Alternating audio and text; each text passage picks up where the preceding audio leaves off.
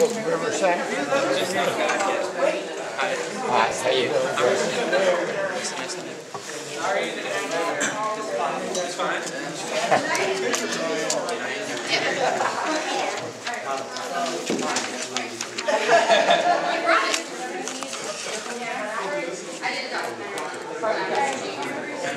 Alec.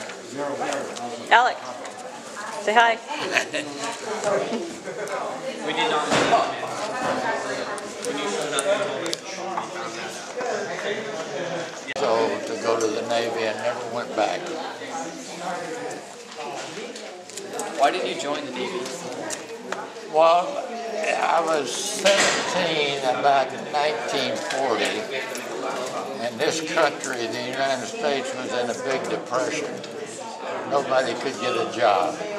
But the Army and Navy and military was accepting people. And I said, well, when I get out of school, I won't be able to get a job anyway.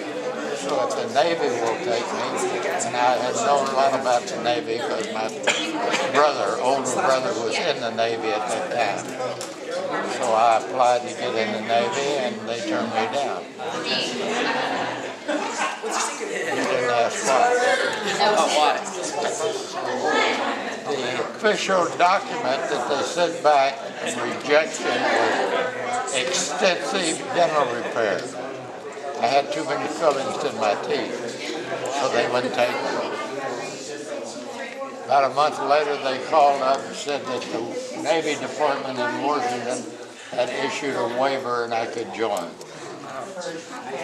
Can you believe that? I had too many fillings in my teeth, so they wouldn't take me. They had to put a lot more in there. So what was your experience when you first went in? Beg your pardon? What was your experience when you first went in? How did how did you feel about it? Like, do you feel like it was like what you were meant to do? Now you're asking me what I thought about being in it? Yeah. Your first feelings. My first feeling. Well, I was quite happy because I lived in Arkansas at the time, and it was a long ways to any ocean, and I thought, boy, it'd be fascinating to be on a ship and go everywhere in the world. And I felt real good about it, and then I developed quite a liking for travel. And one thing you got a lot of in the Navy was travel. And especially me, because most of my naval career was spent at sea on a ship. So I did do a lot of traveling. As a matter of fact, I went through boot camp. That's where they trained you to be a sailor. And that lasted about 9 weeks. And then shortly after that, I went to Panama. That was like going to another world. Although today it doesn't seem very far away. So what was like boot camp like? Huh? How was boot camp like? How was it? Boot camp was pretty rough. They got you up early in the morning. The first thing you had to do was teach you how to form up into groups and march to time. And then all the stuff you had to know in the Navy, how to tie knots and all this stuff. So it was quite intensive. And they got you up early in the morning. They worked all day long. And supposedly when you got out of there after 9 weeks, you were a sailor by that time. In fact, you know what your title was? Apprentice seaman. Wasn't even good enough to be called a seaman. You were an apprentice seaman.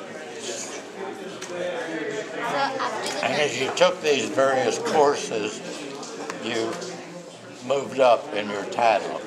After apprentice seaman was a seaman second class, and et cetera and up. Finally, you got up to where you dropped the seaman. Yes, I became a petty officer eventually.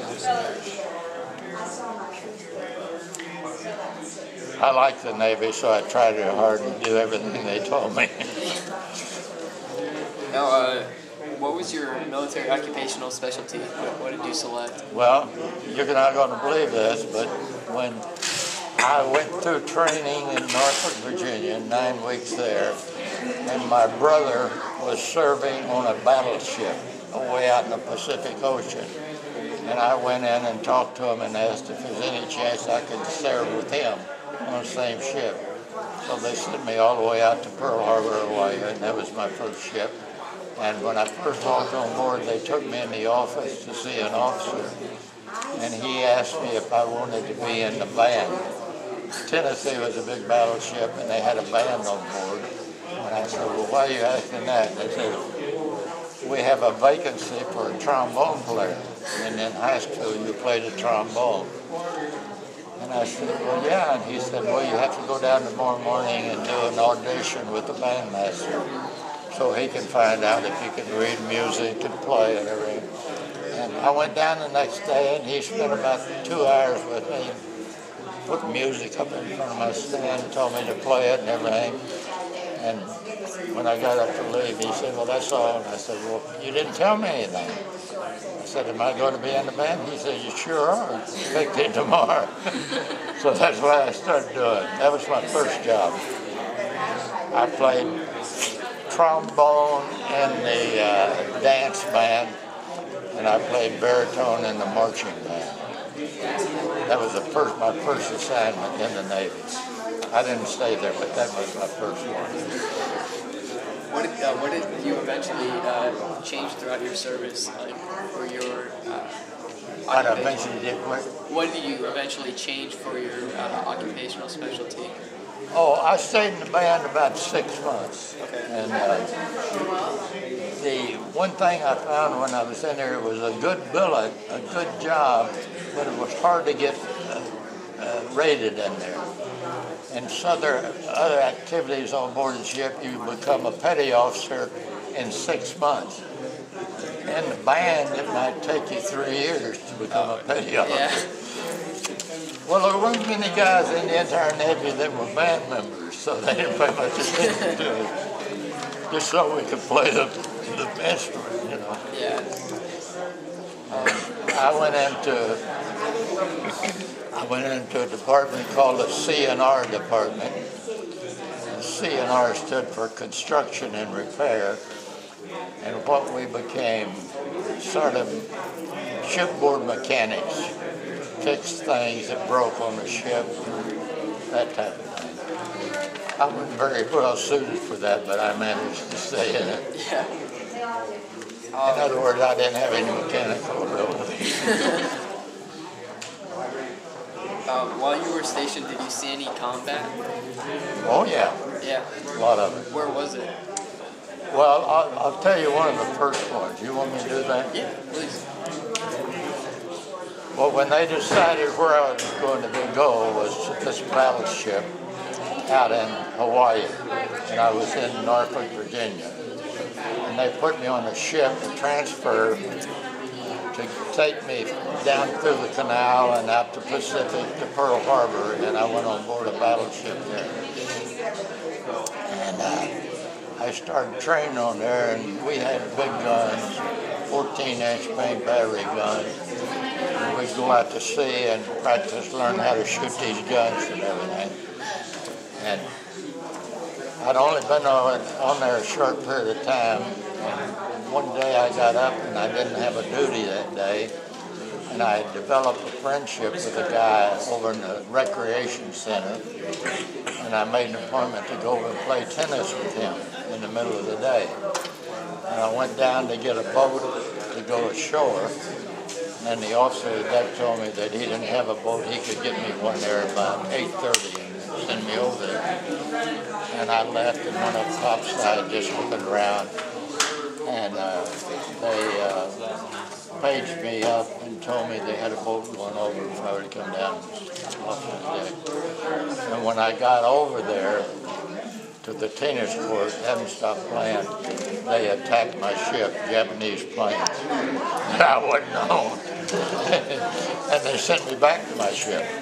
We were damaged. We had 2 500-pound bomb heads, but it wasn't a serious damage. It wasn't below deck or anything. And they sent me out to that ship. almost right away. So did you made repairs on that ship after it got bombed? Yeah, not long after they boarded me on it, the ship left. We were in Hawaii, and we left and went up to Bremerton, Washington for repairs. We had 2 bomb hats, and all had to be repaired. One of them, incidentally, for your interest, the main battery guns, the 14-inch guns, the big stuff, were 3 rifles left. And we had 1 bomb hit right on the center one, and it blew these 2 like that. And then we were seaworthy, but we were not battle-worthy because of what they had done to our guns. So they pulled us out of the fleet there and sent us up to the big Navy yard in Bremerton, and they put new guns on there. But I stayed on her all during that time, and it was still on when we went back to duty in the Pacific. I was still on board her. Now, how long did it take for those repairs to be made? How long did I wait? How long did it take for you? While the repairs were being made, how long were you on that ship for while they were being made?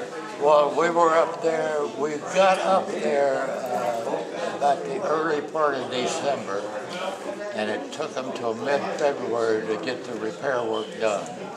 Those big guns damaged like that, it was a problem. Yeah. And I stayed on there all during that, and then they sent us back to sea duty, and they designated our port, our home port as San Francisco. So the war had started. The war hadn't started before. It started when they come over and bombed our ship. But we started going out to sea and patrolling off the California coast, because we thought the next move may be that Japan will attack us there. But they never did.